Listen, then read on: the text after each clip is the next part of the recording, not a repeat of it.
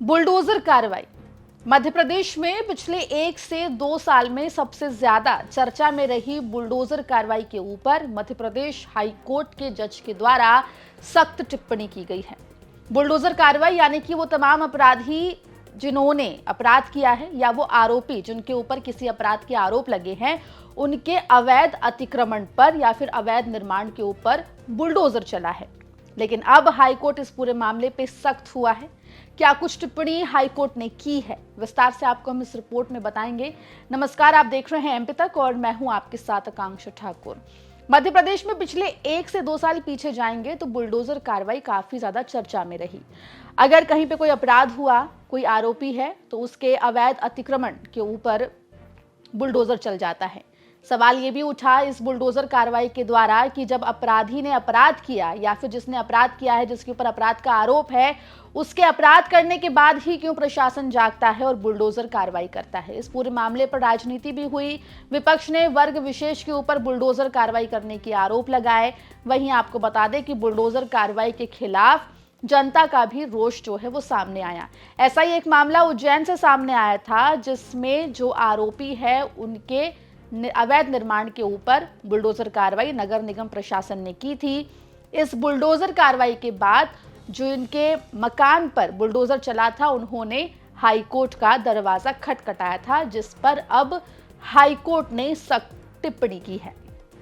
आपको बता दें कि इंदौर हाईकोर्ट ने उज्जैन में घर गिराए जाने के मामले में नगर निगम को खूब सुनाया है। कोर्ट ने आलोचना करते हुए कहा है कि किसी का भी घर गिराना एक फैशन हो गया है। वहीं आपको बता दें कि इस पूरे मामले में कोर्ट ने जुर्माना भी लगाया है। इंदौर हाईकोर्ट बेंच के जज विवेक रूसिया ने कहा है कि अब किसी का भी घर तोड़ना प्राकृतिक न्याय के सिद्धांतों का पालन ना करते हुए एक फैशन बन गया है। सर, इसमें 13 दिसंबर 2022 को एक राहुल लांगरी करके हमारे पक्षकार हैं, उनका मकान तोड़े गए थे और उज्जैन नगर निगम के द्वारा, और इसमें उसका एक आपराधिक प्रकरण में संलिप्त होना पाया गया था, इसलिए मकान को तोड़ दिए गए थे बिना कानून की प्रक्रिया का पालन किए। उस अवैध डेमोलिशन के अगेंस्ट उनकी वाइफ और उनकी मदर ने हाई कोर्ट में मुझे याचिका प्रस्तुत करने के लिए कहा गया था, जो मैंने प्रस्तुत की गई थी। उसको स्वीकार करते हुए माननीय न्यायालय ने हमें 1-1 लाख का दोनों मकानों पे मुआवजा दिलवाया है, बिल्डिंग ऑफिसर पे कार्रवाई के आदेश दिए हैं और साथ ही यह भी कहा है कि उचित मुआवजा प्राप्त करने के लिए मकान का हम सिविल कोर्ट में जाके अपना दावा लगाएं। सर, इसके अंदर एक बात ये भी सामने आ रही थी कि किसी एसपी और एसडीएम पर भी कार्रवाई होना चाहिए, तो क्या ऐसा फैसला आया कोर्ट से या नहीं आया? सर, मेरे प्रकरण में ऐसा कोई एसपी या एसडीएम पे कार्रवाई को लेके कोई फैसला नहीं आया है, सिर्फ बिल्डिंग ऑफिसर पे कार्रवाई का आदेश कोर्ट ने किया है।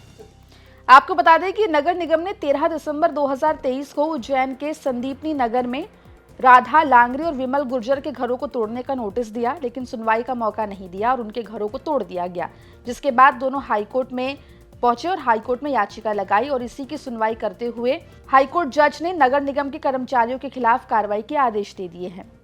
आपको बता दें कि इस पूरे मामले में जो फरियादी थे, आयु कहें कि जो याचिकाकर्ता थे, उनका अवैध निर्माण था, जिसके ऊपर उज्जैन के नगर निगम ने कार्रवाई की थी, लेकिन नोटिस देने के बाद समय नहीं दिया गया था नगर निगम के द्वारा। इस बात को रेखांकित जो है वो कोर्ट ने किया है और इस मामले में फिलहाल आपको बता दें कि नगर निगम के कर्मचारियों और जितने भी ऑफिसर्स हैं, उनके खिलाफ एक तरीके से जांच रिपोर्ट बिठाने के आदेश जो है वो कोर्ट ने दिए हैं।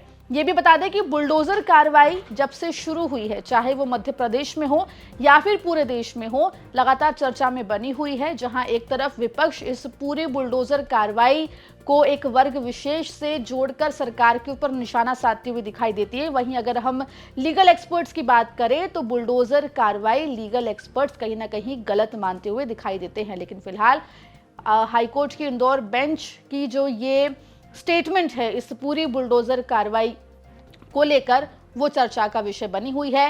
हालांकि बुलडोजर कार्रवाई को लेकर दर्शक क्या कुछ सोचते हैं, हमें कमेंट सेक्शन में जरूर बताएं और मध्य प्रदेश जुड़ी तमाम खबरों के लिए बने रहिए एमपी तक के साथ।